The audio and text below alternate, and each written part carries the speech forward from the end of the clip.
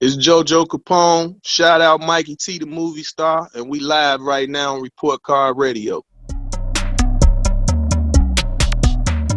How did your name get attached with the GUnit spinner chain and Young Buck? Was it because the chain was lost in Chicago? Yeah.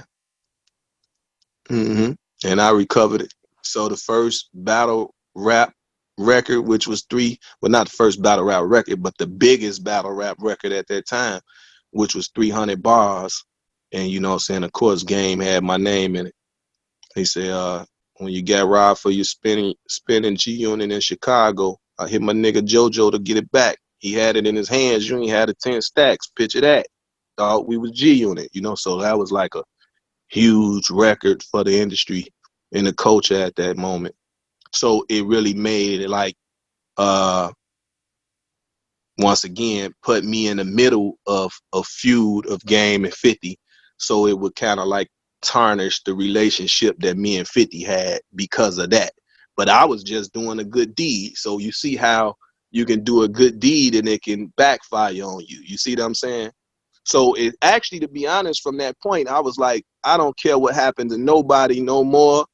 I don't want to be involved. Don't call me about it or this and that.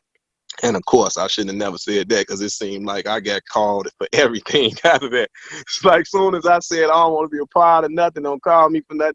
Man, I turned it to, I think they called me the hip hop mediator. TMZ coined me that. You know what I'm saying? So I was just like, wow, but whatever. If I can help somebody, like I said, man, I always usually try to do it. So let me ask you, did Chicago make a point to like disrespect GUnit by doing this? Because, this is the hard group from New York.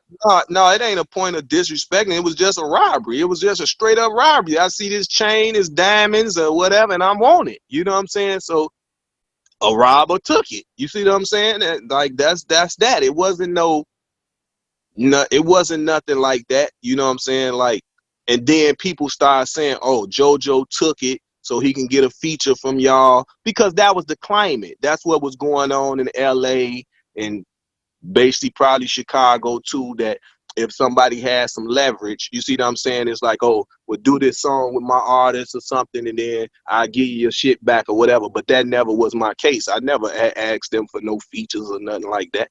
You know what I'm saying? I just got the chain back for them and gave the shit back. How hard was it to actually get the chain back? It wasn't hard at all. Not for me. I'm in the street. You know what I'm saying? So anything that was going on in the street, I had full access to know what was going on.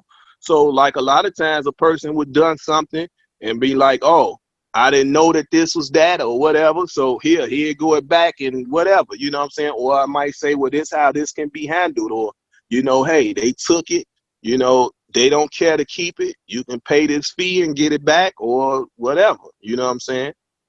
So that's how it usually go. It's like a finder's fee in a way. You can't tell a robber not to rob. That's what he do. Looking back at it now to see Young Buck and 50 like publicly going at it, what's your take on all the static, after all the years in the game together? I mean, it happens, man, as you can see with them. That's a prime example that it happens. They can be like brothers and then they fall out and it get ugly.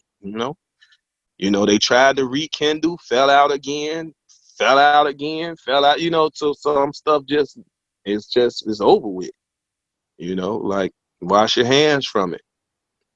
And Buck can feel some kind of way, like he jumped out there for Dr. Dre and, just trying to show his loyalty and everything, you know what I'm saying? So he been trying to jump out on the front line, and show his loyalty, and it's like it's only to get like smacked back in his face or something. So he feel the way he felt and he lash out the way he lash out. So, I was going to ask you earlier with the Gucci and the Jeezy battle, like, did Gucci take it too far? Did 50 take it too far by releasing personal conversations and for poking fun at his sexuality on Instagram? Well, like I say, once you fall out, it's like the gloves come off. So once we feuding with each other, the gloves come off. You start exposing stuff and things that you wouldn't have if y'all was still cool. You see what I'm saying? some people would say that's wrong. You take certain stuff to the grave with you, but then some people say that's the art of war. I'm gonna embarrass you. Like I say, him and 50 got into it. 50, they said, okay, you dealing with trannies or whatever. 50 gonna use that to his advantage. You know what I'm saying? Okay, they said Jeezy put a hit on Gucci, sent that boy over there to try to rob him, and it backfired. Gucci ain't never gotta forget about that. You see what I'm saying? So they say you can forgive but never forget, or you can forgive and forget, or just be like, no, it's on at all times. Like, how do you really tell a person that had a hit on them, you know what I'm saying, or whatever, and he became the victor in the situation? How do you tell him to not feel no type of way? It's like that it don't make sense. Like, I don't know, it's different strokes for different folks, but it showed that they put it all to the side to do what they done. So you gotta salute them and commend them for that, but I guess that was Gucci expressing himself that, like, I would never forget what happened. You know what I'm saying? Like, I could have lost my life that night. What if I didn't have the tool? What if I couldn't defend myself? You see what I'm saying? So people got to keep that in mind. That's a trigger for a person. It's a trigger for a person. So, but they was able to show the culture that they was able to get over their differences for the most part, that they can be in the same room with each other, after this time, and it wasn't no chairs flying, or he didn't try to jump over there and fight him or whatever. They stuck to the solid foundation of that, and then they went and partied after the fact. So you got to commend them for that. I didn't get to ask you who won that battle.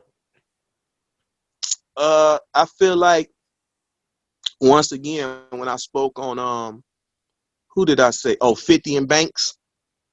Like, 50 made concept records, and that's Gucci. That's Jeezy. Jeezy gonna make the concept records, and Gucci gonna give you straight raw uncut records. Mm-hmm. But he was able to do concept records as well. But it just was more on Jeezy's side, far as concept records, of things that he spoke on. You're spot on. And Gucci just came street gutter. You know what I'm saying? Like, I don't know if Gucci would have gave you a My Presidents Is Black, you see what I'm saying, record, or things like that. But Gucci gonna tap into the everyday person that's in the hood, in the trap. You know what I'm saying? He gonna give you that. Like, he's still on the block. You know what I'm saying? And then you got Jeezy that's gonna let you know that, man, I done flipped enough bricks that I'm living in penthouses and big cribs. I ain't on the block no more. You know what I'm saying? So it's just that transition. You still stuck in the hood, which is how he was saying it. Like, Gucci say, I got on $5 million worth of jewelry and my outfit $10 million. And Jeezy say, hey, well, my outfit don't cost $10,000, and I wasn't born here in Atlanta, but I own half of it. You know what I'm saying?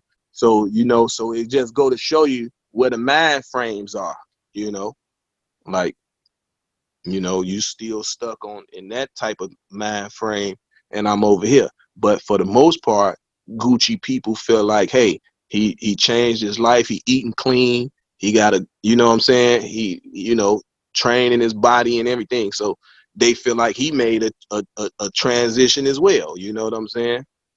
Which he did. He made a 360. The person probably would have never thought that transformation would have came like that for Gucci. But he got it together. Now he got a baby. So salute, he got his new baby coming, a married man. So he's showing growth as well. It's just his growth in his way, Jeezy got a new girl. He probably finna get married, probably finna have a baby by her. So they both, you know what I'm saying, you live in life. So they both have children already, so they gotta show examples. And like Jeezy said, it ain't about us. We know what we came up doing. We know what happened with us, and we was able to overcome that. So now let's show these kids that this can be done.